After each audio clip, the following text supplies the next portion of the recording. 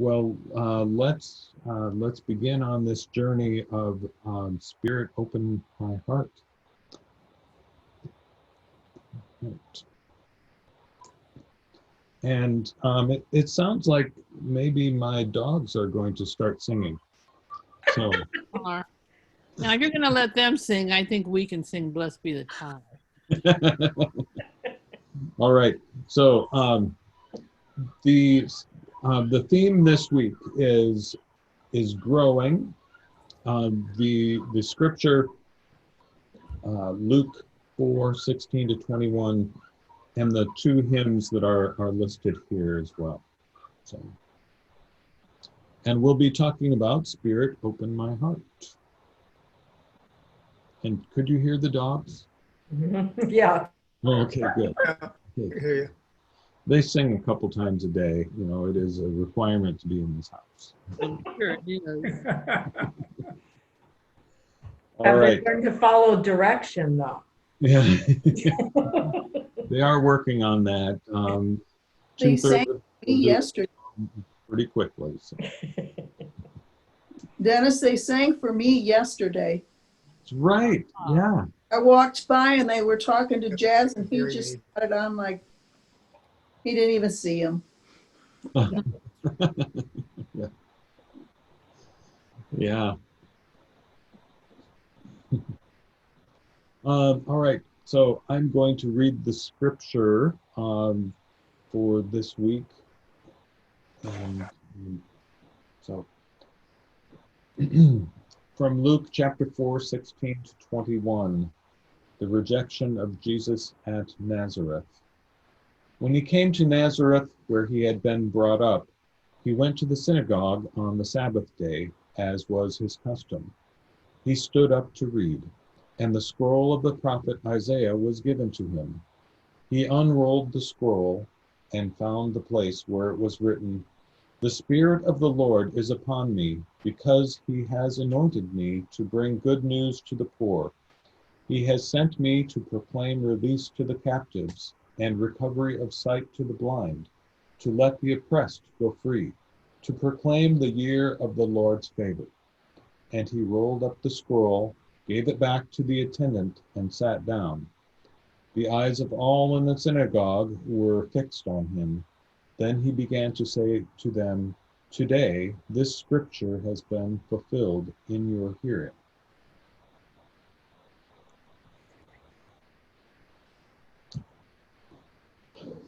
So the hymn text is on the left here on your screen. Spirit, open my heart to the joy and pain of living. As you love, may I love in receiving and in giving. Spirit, open my heart. That's the refrain of the text. And there are, well, actually, first of all, I meant to ask Paul if you would, I'm kind of putting you on the spot because I haven't asked you this ahead of time, but do you have any words that you would like to say about why this text came to mind when you were putting the service together for this week? Well, actually, the most common reference in this text is, I mean, in the hymn, is to from Ezekiel, but it is close enough to the Isaiah text that Jesus is quoting in his at the beginning of his public ministry that it brought to mind this. It was the first hymn that came to my mind because it connects, the coming of the Spirit to you individually with how you respond to other people. And what we're going to be looking at is the fact that Jesus began his public ministry by gathering with some other people, studying an old text that prompted you to go out and serve other people. And we're looking at the way we grow, spiritual growth in those terms, how our study is more than just gaining knowledge. It empowers us to go out and serve. And it actually, the last verse of that hymn ties back to the text we used last week. Right, right, indeed. Well, thank you for that very eloquent explanation, even on the spot, without any prep time. Thank you. That was. I just finished writing that sermon about an hour ago. So. Oh, okay. So it's top of mind. Good. All right. Well, there is one statement here that came from hymnary.org, which, as I said last week, is a favorite website of mine. And it does mention Ezekiel, as you said, that the pace and diversity of modern life often hinders us from remaining vulnerable to our emotions and to the humanness of other people. This prayerful text is to be open to such joys and pains. It draws on these scriptures in stanza 1 and echoes Jeremiah in stanza 2. So some of the key words that really stick out for me are open, and open my heart. That willingness to be vulnerable. And a very famous choral director once gave an entire presentation on being vulnerable. You may know the man who's been the rock at Luther College, or was the rock at Luther College for many, many years. And I should be able to just roll his name right off the tip of my tongue. Noble? Yes, Winston Noble. Thank you. Yeah. I can see his face. I can see him giving this presentation at a choral directors convention many years ago, and it was about being vulnerable and how until you do open yourself up, you can't grow, and you can't express yourself. One of the other things he said, and this may or may not be something original from him, is he said that many times he hears from young people that they're burned out, and he said, "How can you be burned out when you're not on fire?" So, I've always thought that was a great quote, and I don't know if he originated that or not, but nonetheless, it is a good one.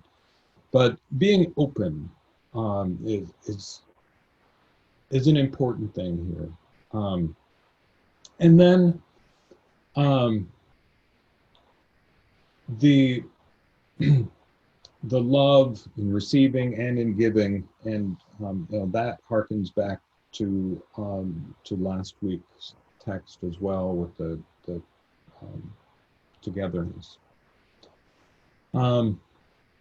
So seeing this text in its entirety, what themes or what words jump out at you?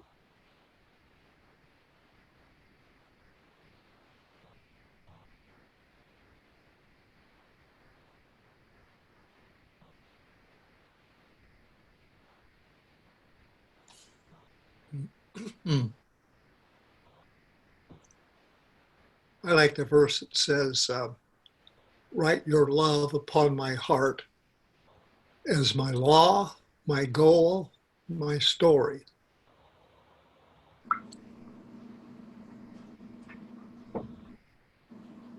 Yeah. And I think mine is all my coldness and fear to your grace I now surrender. Yeah.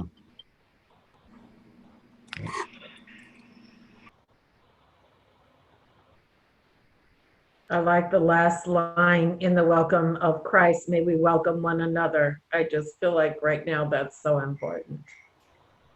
I agree. Well, yeah. Yeah.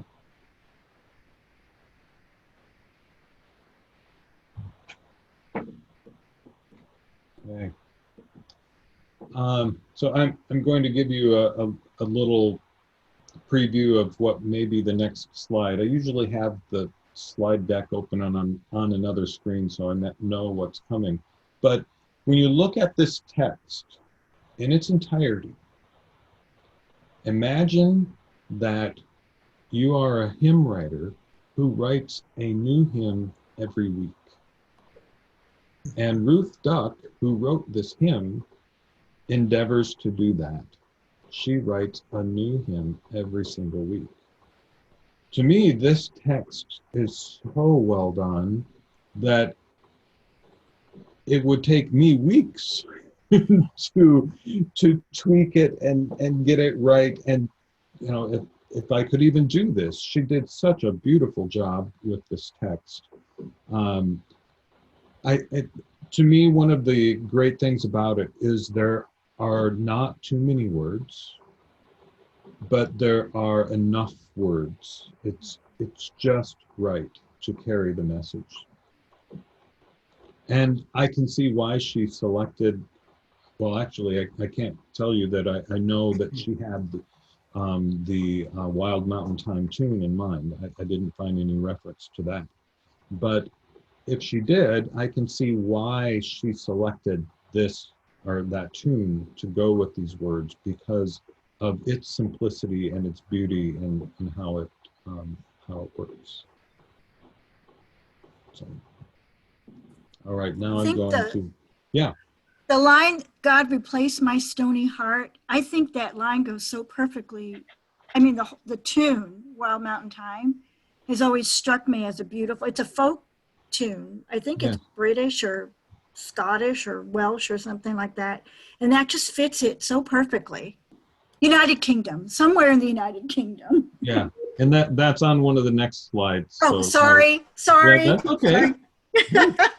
That's good. We've posed the question and now we'll answer it soon. Okay. All right. So, oops. Okay, so it is the next slide. So Ruth Duck is a professor of worship at Garrett Evangelical Theological Seminary, where she's been on staff since 1989. So she's been there a while. So I'm sure you're probably reading this to yourself. Writing a new hymn every week, that is pretty cool. One of the neat things that I found about her website that I do allude to here is that it is so collaborative. It's not just a place to go and read something and be done. A person can pose questions to her on each page, and then you can see evidence that she has responded back to people. So it says a lot that she's willing to have that dialogue with people who come to her site. And as mentioned here on this slide, the devoting a rather sizable amount of information to other people who write hymns. I'm sure that she gets people coming to her all the time for advice. And in fact, she even has a little disclaimer saying, well, I just gave you a lot of information. She doesn't say it quite this way. Now, I don't have time to look at your stuff or give you any further advice, but I suspect if someone posed a question on the page, she would probably answer it. But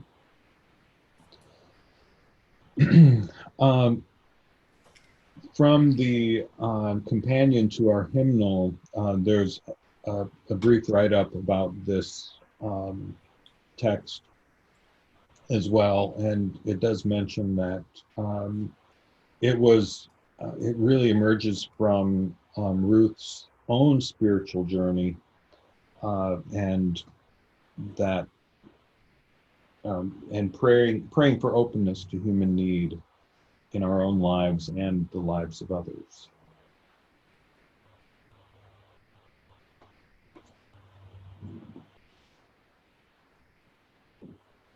Okay, so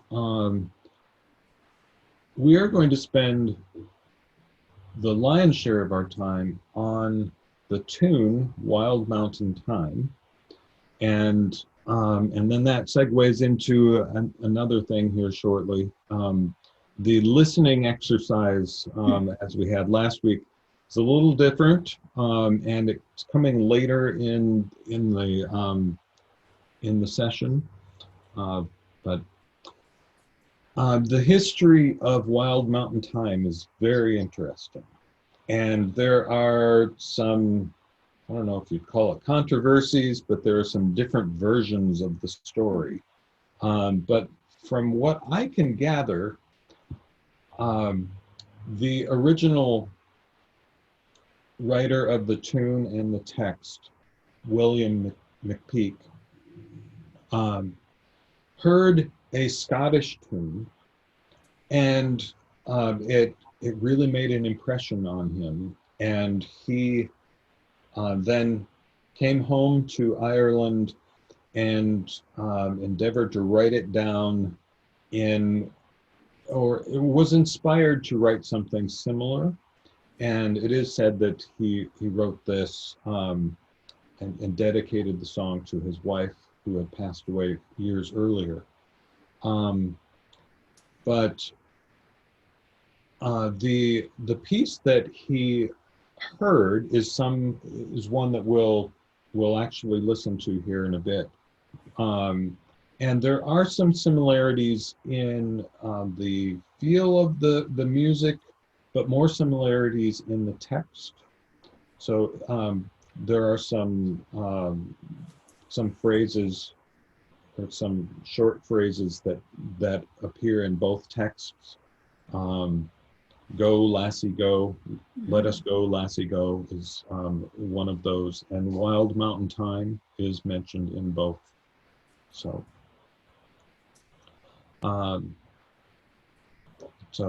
the origin is just fascinating. I found information on many websites, and most of, or a lot of what I mentioned here, what did come from the site that I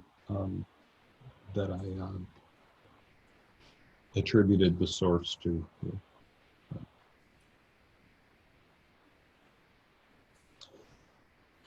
I'm sure that we would like to hear this wonderful music. This first one is congregation with organ. So this is essentially what we sing, what is in our hymnal. It's not exactly the same, but it is like a verse and a half, refrain, first verse, refrain, that we'll hear now with the kind of, oh, didn't mean for that to happen. Let's go back. I must have clicked in the wrong place. Here we go. Can you hear that okay? Yes. Uh-huh.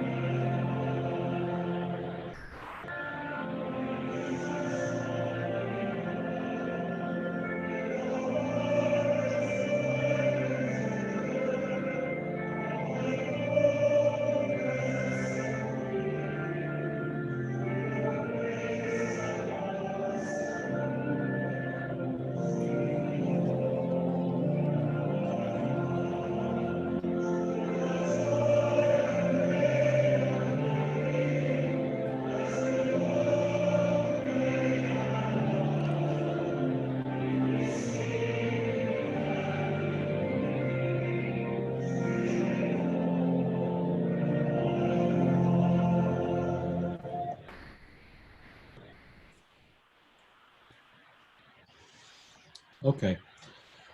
I turned up the volume just a little bit on my system to see if it would come through better on this next one. Uh, this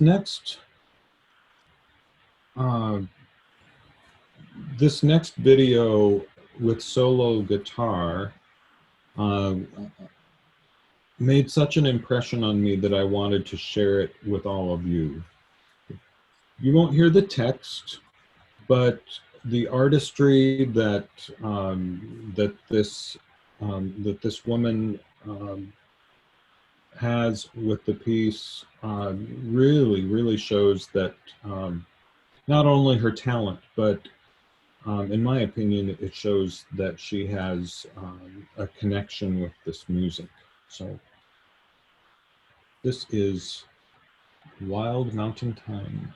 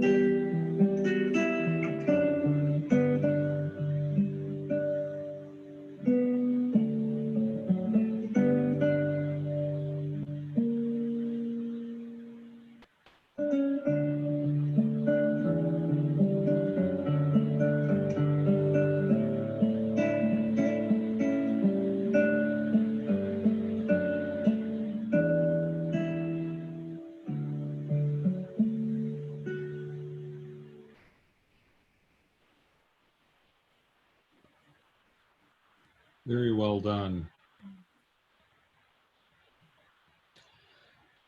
When I hear that tune, I agree with some of the statements that I found in researching this, and that is, it sounds like it's a tune that's been around for a long time.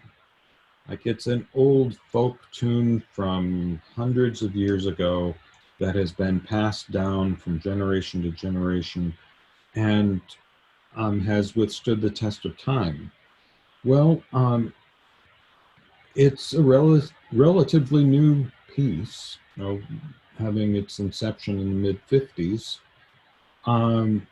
But as I stated earlier, one story goes that that the composer heard the piece, heard a piece, and then was inspired to write this one, or record his memory of what that one was or something. But in any case, I want to play a portion of the piece that that he probably heard, and that is this Scottish tune.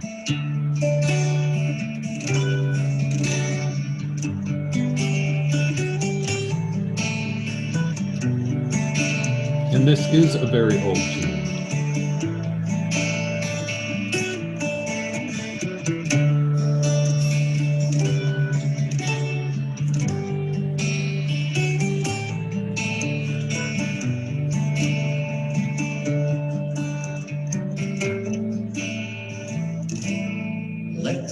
go, lassie go, through the braes of Balweather, where the blueberries grow, and the bonny Elan heather, where the deer and the ray, they keep bounding together, sparkle and summer's day, on the braes of Balweather.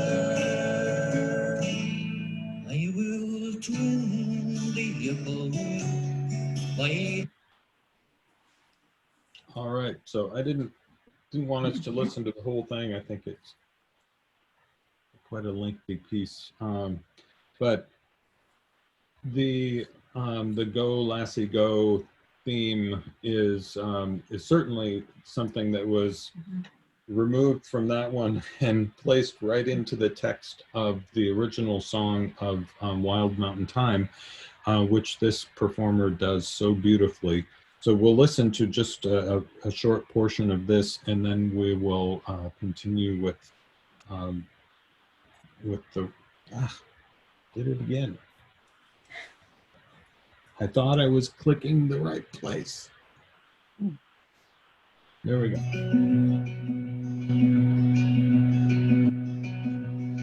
Oh, the summertime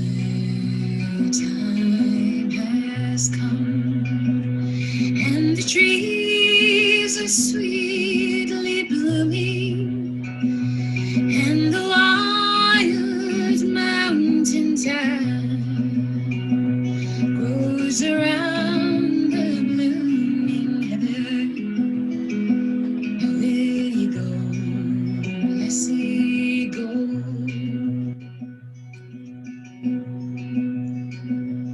And we'll all go together to a wild mountain thyme, far around the blooming heather. Will you go, lassie, go?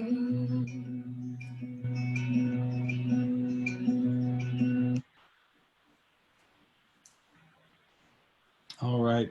So before we move on from our listening portion of the of this session, what are your impressions of the evolution, kind of a backwards evolution, the way we listen to it of this tune and the way it's ended up in our hymnal?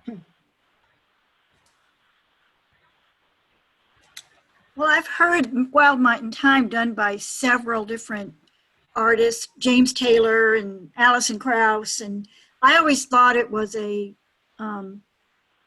old tune. I didn't realize it was as modern as it really, as contemporary as it was. Now I can see how he built it on the original, but I always thought, oh, that's an old, folk tune that they've all adapted, and it's not as old as I thought, but it's still beautiful.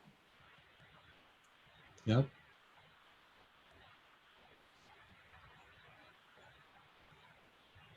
I really felt like the older one, the original one, sounds newer than the one we ended up with.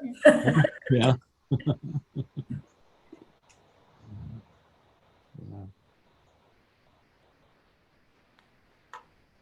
It's interesting to me to hear the similarities in performance style between the young lady singing Wild Mountain Thyme and the men singing the Braes Al Hitter. If I'm remembering that one right. Say that fast. Yeah.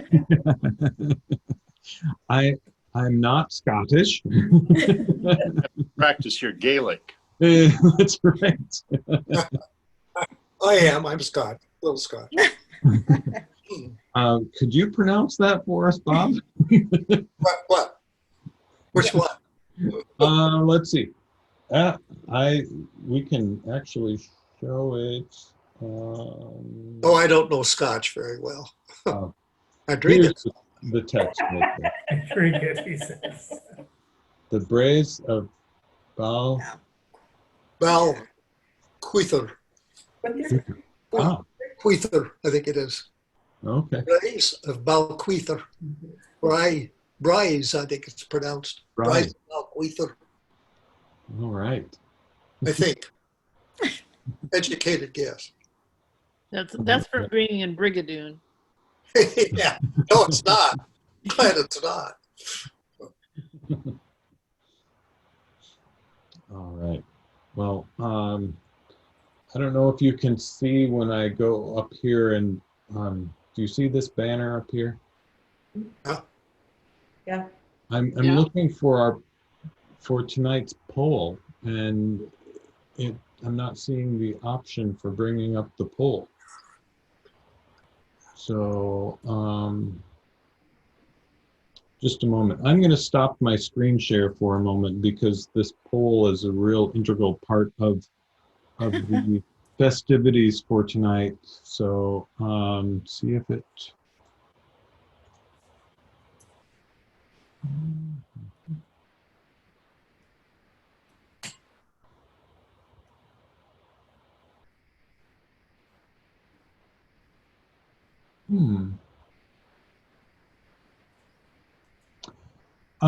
Let's see. Let me do this. I think I know what happened. Sarah, I needed to make you the presenter when I left, or else it would have kicked everyone out. Yeah. And I think that's what happened, is that since I wasn't presenter, I didn't have the polling. Okay, cool. There we go. Phew, it's back. And I didn't even have to Don't put so much pressure on me. Sarah's been demoted. I was kicked off the job. Okay, good. Now we can do the polling. All right, good. So that will come in a moment. Okay, so we've talked about this tune being a folk tune, and so I got thinking about how many other tunes, folk tunes, have made it into our hymnal. And that reminded me of a statement that I had heard a long time ago, that there's an old story that a pastor or a priest in a small village was trying to get people to come to church. And so he started setting hymns to bar song tunes so that people would hear or would understand or the tune, or know the tune, and then they'd sing along in church. Well, the article that's mentioned here definitely says no, that never happened. It's a good story, but at least this author of this article does not even come close to believing that that's the case. Now, some of the idea there of having the tunes be familiar may have a sliver of truth, not so much that they were bar songs. He vehemently denies that they were bar songs, but that that some of the church music was made to be accessible to people, so that they could sing it, so they could sing along and participate, and not just listen to the monks chant Gregorian chant. So so there may be some sliver of truth that got morphed into this bar song thing, and I think there's even some reference to Martin Luther being a part of that. Just keeps getting better. Yeah. There's a lot of songs about wine. Songs about wine. That's right.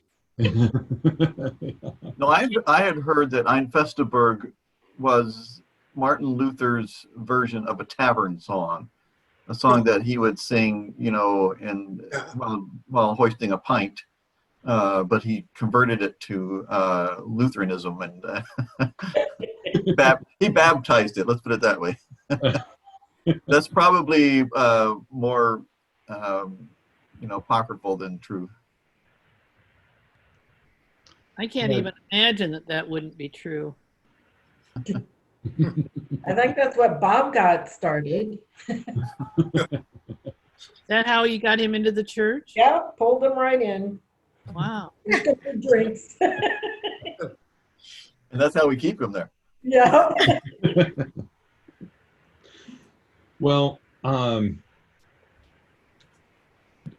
the article does go on to say that music going the other direction is probably more common, where a church tune has ended up in modern or popular music or folk music. I don't believe he gave any examples of that, which is an interesting position to take and then not back it up.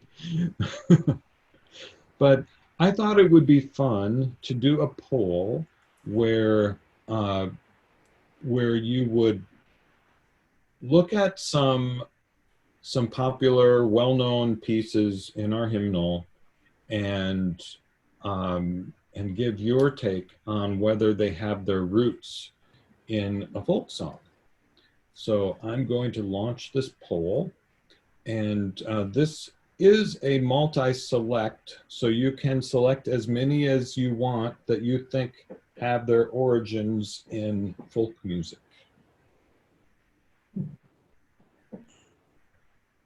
Is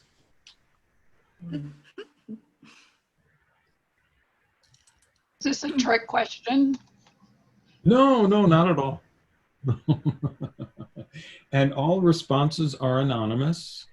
So I have no idea who thought whatever was a bar song. So Yeah, so didn't the Kingston Trio do How Great Thou Art? Isn't that folk music? No, I'm just kidding.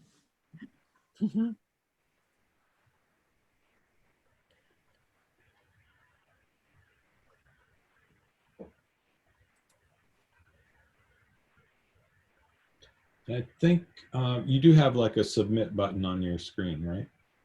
Mm-hmm. Okay, so half of, 2/3 or 3/4 of us have voted so far.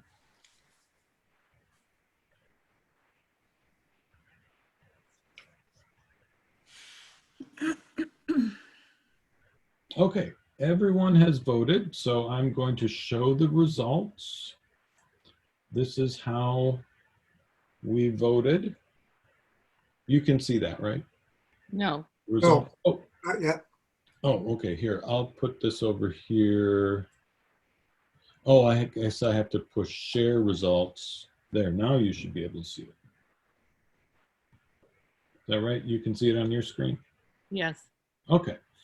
All right, so we will be getting out the answer key here shortly. But it's interesting that it looks like almost all of us considered God Be With You Till We Meet Again, that we sing at the end of every church service, that originated as a folk tune. Another that was Spirit Open My Heart. Well, we just talked about that one. I put it there at the top of the list. And 3/4 of us We're think listening. that one originates as a folk song. So half of us think How Great Thou Art. Okay. All right. Well, the answer key is coming up. So here's the answer.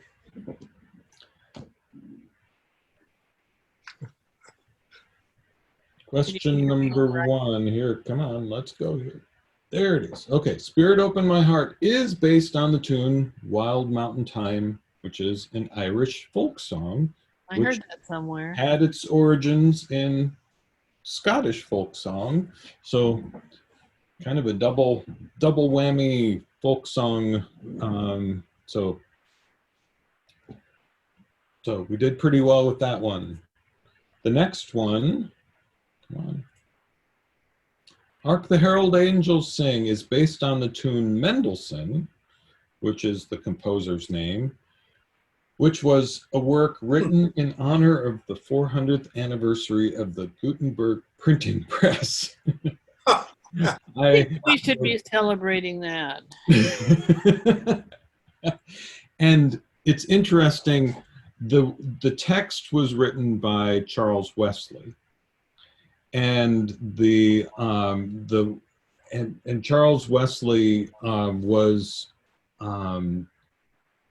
very picky about that text, according to one article that I read, and he did not want it changed at all.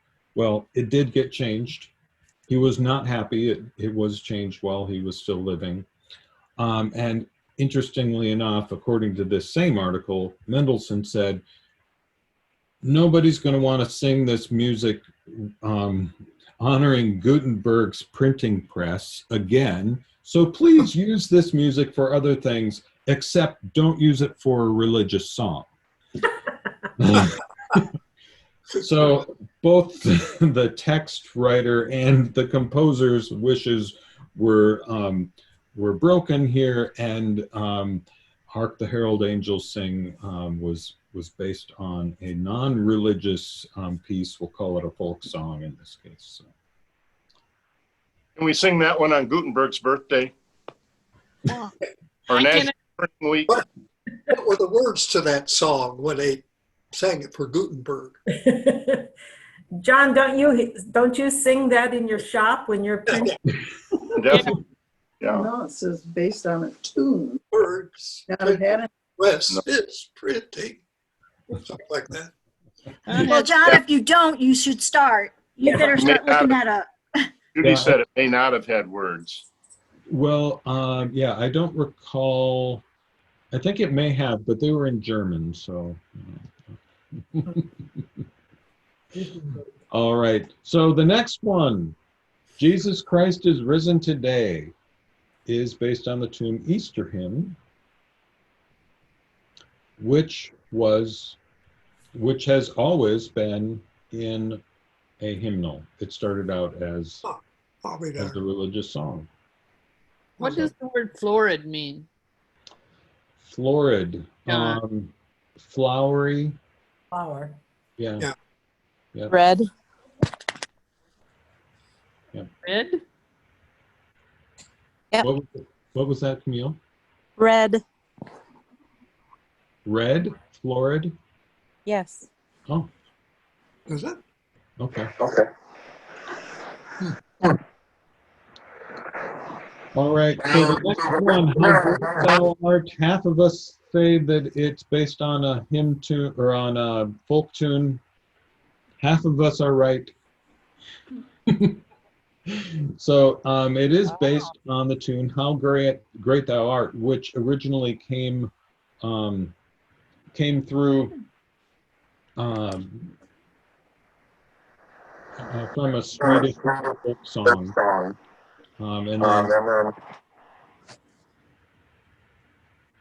And let me see. Oh, it was based on a Swedish folk melody. That's right. So the person who originally wrote this, and I don't have all of that information here, the slide couldn't hold it all, did write How Great Thou Art as a religious song in Swedish originally, and then it was translated into German and Russian, and then finally, what was it, 60 some years later, was translated into English when Stuart Hine had visited Poland and heard the piece there sung in Russian, and was very struck by the piece and wanted to share it with the English-speaking world. Came back to England, shared it there in a publication called Grace and Peace, and then that was picked up by the Billy Graham Crusade, and I imagine they were quite instrumental in spreading that piece around and making it very popular. So I can remember George Beverly Shea singing that in Madison Square Garden at a Billy Graham, whatever you call those events. yeah. They come to Jesus. Crusades. Crusade. Yeah. Crusade. Yeah. All right, so we have one last item here. God be with you till we meet again. All but one of you thought that tune is based on a folk song, and it actually came from the Sacred Harp. So at least as far back as that tune has been traced, it's always been a religious piece, always in a hymnal. Now, I think argument could be made that the Sacred Harp music may have had its pre-origins to being in the Sacred Harp in folk tradition. So I think that you may be correct in saying that it came from folk music, but as far as what is documented, it has always been in a hymnal. So, Were you referring, I was thinking this was the traditional God be with you till we meet again, not the one that we sing every Sunday. oh yeah, I maybe should have clarified that I did mean the one that we sing every Sunday, the Beach Spring. Yeah, okay. Oh, see, I would have voted completely different if I would have known that. Well, I would have too, Alice. I would have had 5 out of 5 then. Well, I voted for them all because I think all music is folk music. So. Oh. Okay, bring your guitar next time. I'm going to play all that music. Yeah. I found it funny, and since I'm calling this music history trivia, I thought it would be fun to incorporate this last little tidbit regarding Beach Spring, that every time we see that in our hymnal, that's a misspelling. Mm-hmm. So it was originally Beech, and it was misspelled when it was first published, and it's been wrong ever since. Wow. The error has been carried forward, so. I'll try to work that into conversation this week. Well, you probably could, but then if I went any further, it would become a political discussion.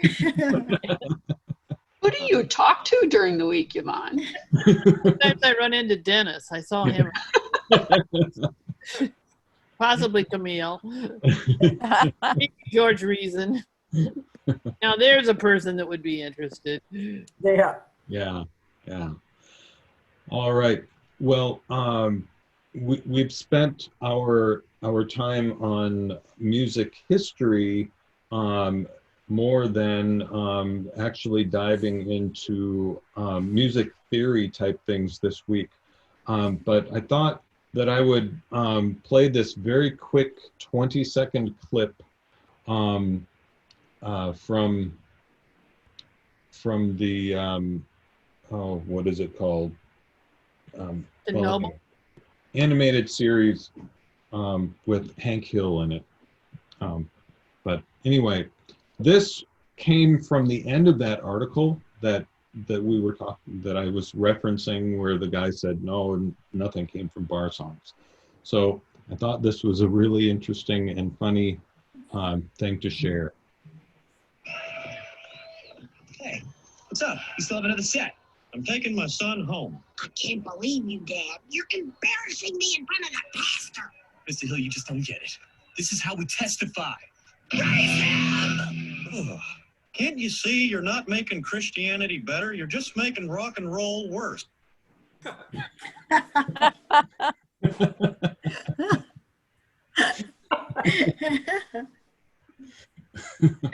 True. This is why we need a screen in the sanctuary.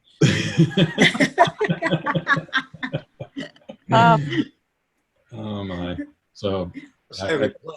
I thought that was a fun way to end that portion of our session. So, all right. So we've talked about Spirit, Open My Heart, and Wild Mountain Time, and the origins of some of our some well-known hymns that are in our hymnal. What questions do you have, or comments do you have come from our discussion?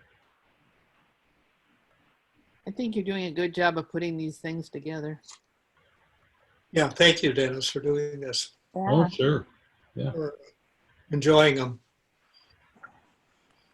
Thank you. I'm actually enjoying doing the research on these, and I find myself staying up way too late on YouTube, going from this to this, and oh, that's really cool, and then so Yeah. So I'm enjoying it as well. But Good. Like telling Skylar to get off of YouTube and go to sleep.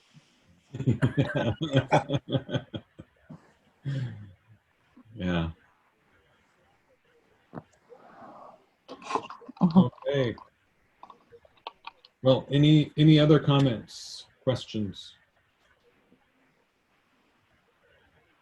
I think you'll be more interested in thinking about the derivation of a hymn now. Yeah.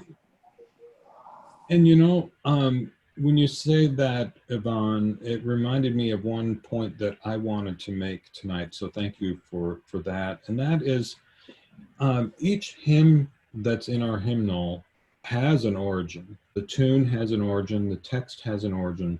And I think it's really easy for us to just turn to that page and start singing.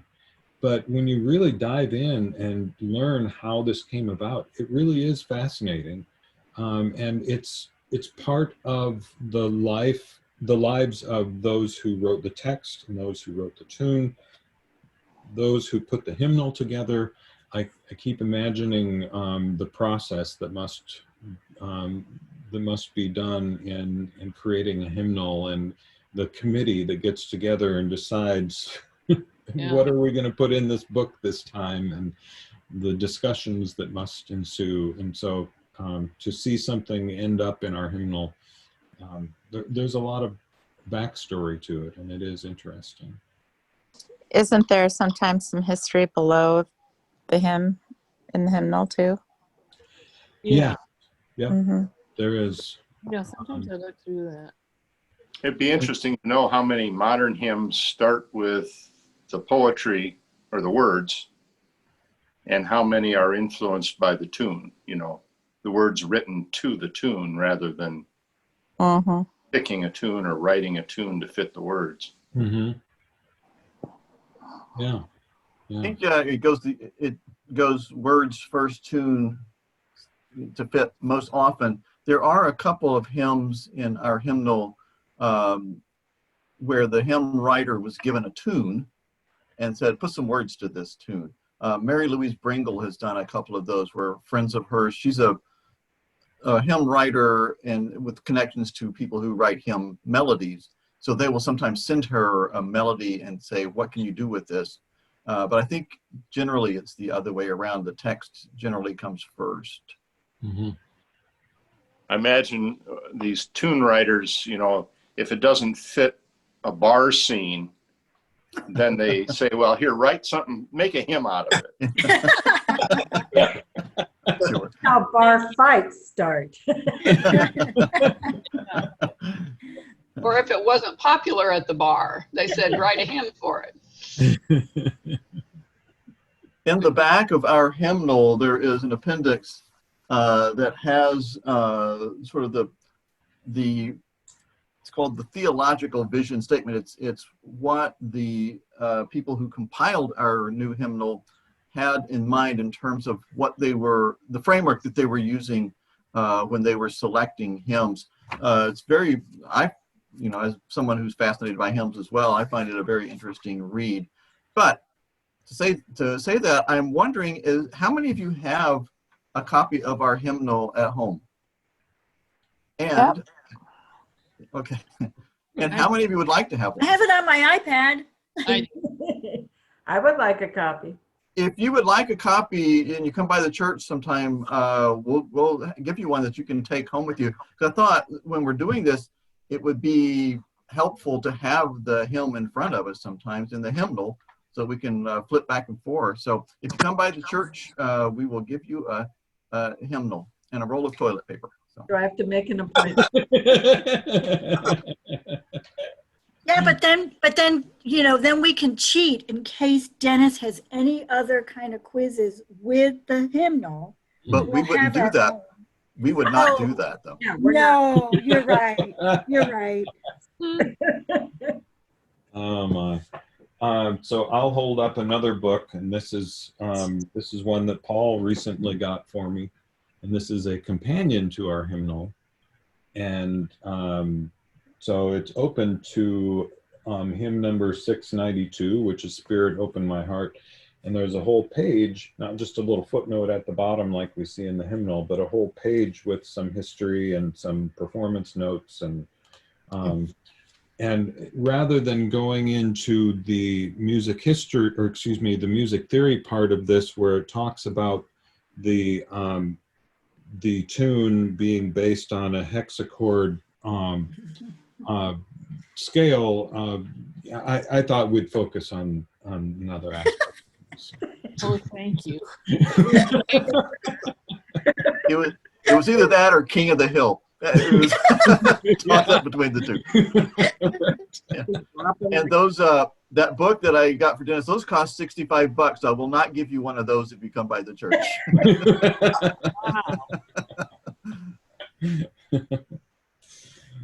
All right. Well,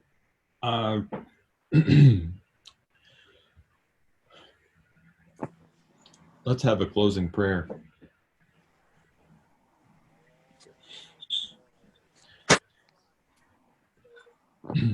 Dear Father, Son, and Holy Spirit, open our hearts and our minds to your presence around us each day.